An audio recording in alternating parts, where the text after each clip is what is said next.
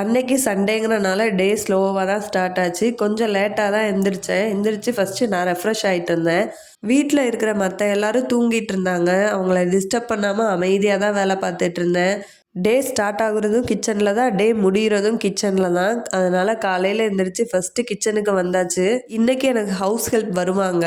அதனால் பாத்திரம்லாம் அப்படியே போட்டு தான் இருந்தது சிங்கில். எனக்கு தேவையான பாத்திரத்தை மட்டும் கழுவி எடுத்துப்பேன். இன்றைக்கி மார்னிங் பிரேக்ஃபாஸ்ட்டுக்கு பூரியும் அதுக்கு சைடிஷாக கருப்பு சுண்டலும் உருளைக்கிழங்கும் போட்டு குருமா தான் பண்ண போகிறேன். அதுக்கான வேலைகள்லாம் பார்த்துட்ருந்தேன். இந்த குட்டீஸ்க்கு மட்டும் எப்படி தான் தெரியுமோ, நான் பக்கத்தில் தூங்கினா தூங்கிட்டே இருக்காங்க. நான் எந்திரிச்சு வந்தால் உடனே பின்னாடியே எந்திரிச்சு வந்துடுறாங்க. பாப்பாவுக்கு பால் ஆற்றி கொடுத்துட்டேன். அவள் குடிச்சிட்டு இருந்தா. எங்கள் 2 பேருக்கும் டீ வச்சுட்டு தம்பிக்கும் பால் ஆற்றி கொடுத்துட்டேன். இனி இதெல்லாம் முடிச்சுட்டு நாங்கள்லாம் ரிலாக்ஸாக கொஞ்சம் நேரம் உட்காந்து பேசிகிட்டே டீ குடிச்சிட்டு இருந்தோம். சண்டேங்கிறனால கொஞ்சம் பொறுமையாக தான் வேலை பார்த்துட்டு இருந்தேன். இதுக்கப்புறமா பூரி சுட ஸ்டார்ட் பண்ணிடலான்னு அதுக்கு தான் வந்துட்டேன். ஃபஸ்ட்டு குருமா ஒரு பக்கம் ரெடி பண்ணிட்டேன். இப்போ பூரி சுடுறதுக்கு ஃபஸ்ட்டு எல்லாத்தையும் நான் தேய்ச்சி வச்சுட்டு அப்படியே ஒன்றா போட்டு எடுத்துருவேன். இது என் பையன் பொண்ணு 2 பேருக்கும் பிடிக்குங்கிறனால அவங்களும் கொஞ்சம் கொஞ்சம் சாப்பிட்டாங்க. அப்படியே இந்த பூரியும் குருமாவும் வச்சு காலை பிரேக்ஃபாஸ்ட் முடிச்சாச்சு. எல்லாருமே இன்னைக்கு காமனாக ஒரே பிரேக்ஃபாஸ்ட் தான் சாப்பிட்டோம். பிரேக்ஃபாஸ்ட்லாம் சாப்பிட்டதுக்கப்புறமா ஹஸ்பண்டும் பையனும் முடிவெட்ட கிளம்பிட்டாங்க. ஓகே, உங்கள் தங்கச்சி எங்கே வர்றாங்க? எல்லாரும் சாப்பிட்டு கிளம்புனதுக்கப்புறமா ஹவுஸ் ஹெல்ப் வர்றதுக்கு முன்னாடி சாப்பிட்டு பேலன்ஸ் இருந்ததெல்லாம் பாத்திரத்தில் மாற்றிட்டு எல்லாமே விளக்க எடுத்து போட்டேன். சாப்பிட்டு முடிச்சதுக்கப்புறமா கிச்சன் இப்படி தான் இருந்தது. இதுக்கப்புறம் வந்து ஹவுஸ் ஹெல்ப் ஃபுல்லாக க்ளீன் பண்ணிவிட்டு பாத்திரம்லாம் கழுவிடுவாங்க. அவங்க ஹெல்ப்புக்கு வர்றதுக்கு முன்னாடி இந்த மாதிரி க்ளீன் பண்ணிட்டோன்னா அவங்களுக்கும் ஈஸியாக இருக்கும், நம்மளுக்கும் ஈஸியாக இருக்கும். அப்படியே நான் மற்ற ரூம் எல்லாமே க்ளீன் பண்ண வந்துட்டேன். நைட்டு போட்டதெல்லாம் போட்டபடி அப்படியே இருந்துச்சு. சரி, இதுக்கு மேலே கொஞ்சம் கொஞ்சமாக ஒரு ரூமாக க்ளீன் பண்ணலாம் அப்படின்னு ஒரு ரூமாக ஒதுக்கிட்டு இருந்தேன். என்னோட சண்டே ரொட்டீன் மோஸ்ட்டாக இப்படி தான் இருக்கும். நான் அப்படியே காலையில் எழுந்திரிச்சு வேலை பார்க்க ஸ்டார்ட் பண்ணேன்னா அப்படியே பிரிஸ்காக இருக்கிறப்பே ஒரு வேலையாக பார்த்து கொஞ்சம் கொஞ்சமாக முடிச்சிருவேன். மதியம் லஞ்சும் கையோடு பண்ணி வச்சுட்டு அதுக்கப்புறமா ஃபுல்லாக ரெஸ்ட்டில் தான் இருப்பேன். மதியம் பண்ண குழம்பே நைட்டுக்கும் இருக்கும். அப்படியே அதையே யூஸ் பண்ணிப்போம். நைட்டு சமைக்கிற வேலை இருக்காது சண்டேஸில். இந்த மாதிரி கையோட வேலைங்கள்லாம் முடிச்சு வைக்கிறப்போ ஈவினிங் நம்ம எங்கேயாவது வெளியில் போகிறோம் செய்கிறோம் சண்டேலன்னா நம்ம ரிலாக்ஸாக போயிட்டு வரலாம். வேலையும் இது பெண்டிங் இருக்காது, வீடும் நீட்டாக இருக்கும். பசங்க சாப்பிட்டு விளையாண்டுட்டு அப்படி அப்படியே எல்லாத்தையும் அங்கங்கே கசகசன்னு போட்டு வச்சுருந்தாங்க. சரி, ஹவுஸ் ஹெல்ப் வந்து கூட்டுறதுக்குள்ளே ஃபுல்லாக ஒதுக்கி வச்சிட்டோன்னா அவங்களுக்கு கூட்ட ஈஸியாக இருக்கும். நான் அந்த வேலையை தான் பார்த்துட்டு இருந்தேன். பெட்டில் எல்லா இடத்துலையும் டாய்ஸாக தான் இருந்தது. எல்லாத்தையும் எடுத்து வச்சுட்டு பெட்டெல்லாம் தட்டி பெட்ஷீட் போட்டேன். இந்த மாதிரி பெட்ஷீட் போடுறப்ப பெட்டு ரொம்ப நீட்டாக இருக்கும். ஆனால் இது கொஞ்ச நேரம் கூட தாங்காது. இவங்க வந்தோன்னா ஃபுல்லாக கலைச்சிருவாங்க. ஹாலை க்ளீன் பண்ணி முடிச்சுட்டு நெக்ஸ்ட்டு பெட்ரூமுக்கு வந்துட்டேன். பெட்ரூம் காலில் இப்படி தான் இருக்கும். இதை நான் எடுத்து வச்சா மட்டும்தான், இல்லைன்னா திருப்பி நைட்டு வந்து தூங்குற வரைக்கும் பெட்ரூம் இதே மாதிரி தான் இருக்கும். பாப்பா பக்கத்து வீட்டுக்கு விளையாட போயிட்டா. அதனால தான் கொஞ்சம் பீஸ்ஃபுல்லாக வேலை பார்த்துட்டு இருந்தேன். பெட்ரூம்லாம் இந்த மாதிரி க்ளீன் பண்ணி வச்சுட்டா பசங்க இடையில தூங்கினாலும் நம்ம போய் டக்குன்னு படுக்க வச்சுக்கலாம். பெட்ரூம் நீட்டாக இருக்கும், அவங்களுக்கும் நல்லா தூக்கம் வரும். பசங்க வீட்டில் இல்லைன்னா அவங்க இல்லாதப்பவே என்னென்ன வேலை பார்க்கணுமோ அந்த மாதிரி வேலைலாம் நான் டக்கு டக்குன்னு பார்த்து முடிச்சு வச்சுப்பேன். அவங்க இருக்கிறப்ப பண்ணுனா நான் ஒரு பக்கம் க்ளீன் பண்ணிகிட்டே இருப்பேன், அவங்க ஒரு பக்கம் வீட்டை களைச்சி போட்டுகிட்டே இருப்பாங்க. அப்புறம் பாப்பா கொஞ்சம் நேரம் அப்புறம் வந்துட்டா. அவள் தூக்கம் வர்ற மாதிரி பண்ணிகிட்டு இருந்தனால சரி அவளை தூங்க வச்சுட்டு சமையல் பண்ணலாம் அப்படின்னு அவளை தான் தூங்க வைக்க ட்ரை பண்ணிகிட்டு இருந்தேன். அவள் தூங்குற மாதிரி தெரியல. இவளை வச்சுட்டு இருந்தால் எனக்கு வேலை நடக்காது அப்படின்னு அவகிட்ட பால் பாட்டில் கொடுத்துட்டு நான் வெளியில் வந்துட்டேன். இந்த கேப்பில் எனக்கு ஹெல்ப்புக்கு வரவங்க வந்து எல்லா வேலையும் முடிச்சுட்டு போயிட்டாங்க. பாத்திரம் விளக்கி கிச்சன் கவுண்டர் டாப்லாம் தொடச்சிட்டு வீட்டையும் கூட்டிகிட்டு கிளம்பிட்டாங்க. நான் வெளியில் வந்தோன்னா பாப்பாவும் என் பின்னாடியே வெளியில் வந்துட்டா.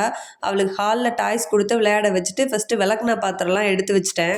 நான் சமையல் பண்ண ஸ்டார்ட் பண்ணுறதுக்கு முன்னாடி பாத்திரம்லாம் எங்கெங்கே இருந்துச்சோ அங்கங்கே எடுத்து வச்சுருவேன். தண்ணி வடியிலனாலும் ஒரு துணி வச்சு நல்லா தொடச்சிட்டு எடுத்து வச்சுருவேன். பாத்திரம்லாம் அங்கங்கே இருந்தால் தான் கரெக்டாக இருக்கும். இல்லைனா சமைக்கிறப்போ ஒன்றா கூடைக்குள்ளே கைவிட்டு தேடிட்டு இருக்கிற மாதிரி இருக்கும். அது எனக்கு பிடிக்கவே பிடிக்காது. அதனால் ஃபஸ்ட்டு பாத்திரம்லாம் எடுத்து அடுக்கி வச்சுட்டு தான் மதியம் சமையலே ஸ்டார்ட் பண்ண போகிறேன். அன்றைக்கி நான்வெஜ் சாப்பிடவே இன்ட்ரெஸ்ட் இல்லை அப்படிங்கிறனால சாம்பார் தான் செய்ய போகிறேன். சாம்பார் செய்கிறதுக்கு ஃபஸ்ட்டு பருப்பெல்லாம் கழுவி குக்கரில் வச்சாச்சு. நான் இங்கே கிச்சனில் வேலை பார்த்துட்டு இருக்கப்போ பாப்பா அப்பப்போ வந்து டிஸ்டர்ப் பண்ணிகிட்டே இருந்தா. அவளே சமாளிச்சுட்டு அவளுக்கு டாய்ஸ் எடுத்து கொடுத்துட்டு அந்த மாதிரி தான் பார்த்துட்டே இருந்தேன். இன்றைக்கி நாங்கள் 4 பேரும் காமனாக சாப்பிட்ற மாதிரியான மெனு தான் ரெடி பண்ணியிருந்தேன். அடுத்ததான் ஆம்லேட் போடலான் தான் ஆம்லேட்டுக்கு வெங்காயம் கட் பண்ணிகிட்டு இருந்தேன். பெரிய வெங்காயம் தான் யூஸ் பண்ணுவேன் மோஸ்ட்டாக. ஒரு சில சமையலுக்கு தான் சின்ன வெங்காயம் யூஸ் பண்ணுவேன். ஆம்லேட்னா குழந்தைங்களும் சாப்பிட்டுப்பாங்க. அதனால சரி ஆம்லேட் ரெடி பண்ணிடலாம். நான் ஆம்லேட் ரெடி பண்ணிட்டு இருந்தேன். ஃபஸ்ட்டு ஆம்லேட்டுக்கு தேவையானதெல்லாம் ரெடி பண்ணி கலந்து எடுத்து வச்சுப்பேன். சாப்பிட்றப்ப சூடாக போட்டுக்கலாம் அப்படின்னு வச்சாச்சு.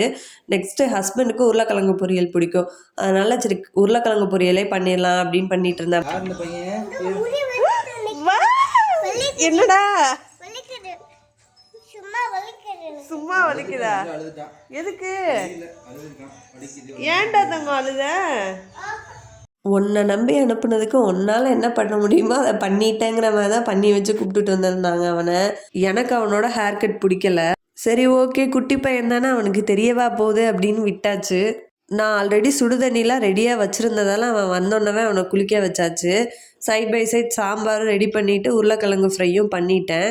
சாம்பார் வைக்கிறதுக்கு முன்னாடியே பருப்பு மட்டும் தனியாக எடுத்துருவேன் குழந்தைங்களுக்கு. எடுத்து தாளிச்சாச்சு. காய் வேணும்னா சாம்பாரில் இருக்கிற காய் எடுத்துப்பேன், தண்ணி சாம்பாரும் எடுத்துப்பேன். சாப்பிட்டு முடிச்சு ரெஸ்ட் எடுத்ததுக்கப்புறமா ஈவினிங்காக ஒரு 5 o'clock போல் ஸ்நாக்ஸ் பண்ணலாம் அப்படின்னு காலிஃப்ளவர் இருந்தது. சரி இது இன்னைக்காவது காலி பண்ணி ஆகணும் அப்படின்னு சொல்லி காலிஃப்ளவர்லாம் ஃப்ரை பண்ணிட்டேன். இது ஹஸ்பண்ட்க்கு ரொம்ப பிடிக்கும். இன்றைக்கி அவங்களுக்கு லீவ்னால சரி இது அவங்க டே அப்படின்னு அவங்களுக்கு பிடிச்ச மாதிரியே மெனுலாம் பிளான் பண்ணியாச்சு. காலிஃப்ளவரை சுடுதண்ணியில் உப்பும் மஞ்சளும் போட்டு ஒரு 10 நிமிஷம் மூடி வச்சிடணும். அப்புறமா தண்ணியெல்லாம் வடிகட்டிட்டு சக்தி பஜ்ஜி பவுட்ரு தான் நான் யூஸ் பண்ணுவேன். அதை யூஸ் பண்ணி நல்லா கலந்துட்டு ஒரு 10 நிமிஷம் வச்சுட்டு அதுக்கப்புறமா பொரிச்சு எடுத்தாச்சு. இது காரமாக இருக்குங்கிறனால குழந்தைங்களாம் ரொம்ப விரும்பி சாப்பிட மாட்டாங்க. சும்மா 1-2 எடுத்துக்கிட்டாங்க. நாங்கள் தான் சாப்பிட்டோம். குழந்தைங்களுக்கு ஃப்ரூட்ஸ் கட் பண்ணி கொடுத்துட்டு தம்பிக்கு பால்லாம் கொடுத்துட்டு சரி ஈவினிங்காக வெளியில் எங்கேயாவது போகலான்னு ஒரு 6:30 இருக்கும். அந்த டைமில் தான் வீட்டில் ரொம்ப போர் அடிக்குது அப்படின்னு கிளம்புனோம். இங்கே ஒசூரில் பெருசாக சுற்றி பார்த்து டைம் ஸ்பெண்ட் பண்ணிட்டு வர மாதிரி ஸ்பாட்லாம் எதுவும் இல்லை. சரி டிமார்ட்டுக்கே போயிடலாம் அப்படின்னு டிமார்ட்டுக்கு தான் கிளம்புனோம். டிமார்ட் போயே ரொம்ப நாள் ஆச்சு. நான் ஆன்லைன்லேயே கிராசரிஸ்லாம் வாங்கிக்கிறதுனால இங்கே போகிறதே இல்லை. ஓகே போய் ரொம்ப நாள் ஆச்சு, புதுசாக ஏதாவது வந்திருக்கா அப்படின்னு பார்க்கலான்னு தான் போனோம். இங்கே தான் என் பொண்ணு இப்போ ஒரு பெரிய சம்பவத்தை பண்ணிட்டா.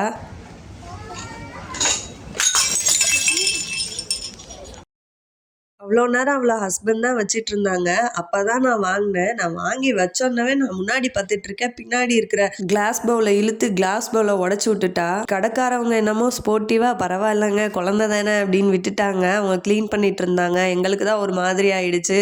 அப்படியே வீடியோ எடுக்கிறத ஸ்டாப் பண்ணிட்டேன். அன்றைக்கி ஃபுல்லாகவே வீடியோ எடுக்கல. இது நெக்ஸ்ட் டே சரி என்னென்ன வாங்கிட்டு வந்தேன் அப்படின்னு உங்களுக்கு காட்டலான்னு தான் காட்டிகிட்டு இருந்தேன்.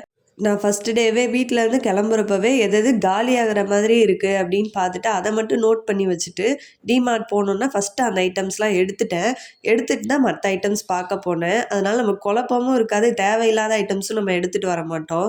எனக்கு என்ன பொருள் தேவையோ அதை கரெக்டாக வாங்கிட்டு வந்தாச்சு.